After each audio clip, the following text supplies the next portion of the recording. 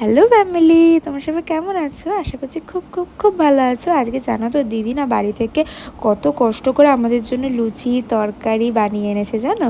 আর দেখো গান করছে, পার্টি পার্টি পার্টি এরকমই একটা গান করছিল, পার্টি হচ্ছে এরকম বলছিল। দেখো কি সুন্দর করে বেড়ে দিচ্ছে।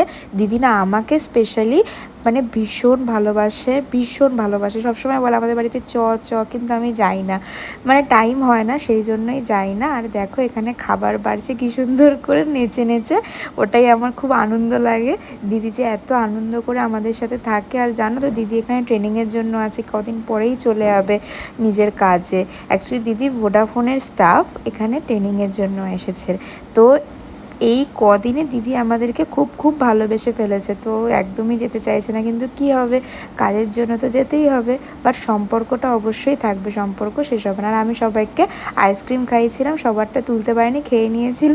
আর অনলি আমারটাই ছিল, আমি চকলেট আইসক্রিম খাচ্ছিলাম। আর জানো তো আমাদের অফিসের সামনে ভোগ দিচ্ছিল, আর ভোগ দেখে এই দিদিটা তো একদম দুটো ভোগের পাতা নিয়ে চলে এসছে, আর আমি একটা ভোগ নিয়ে চলে এসেছিলাম।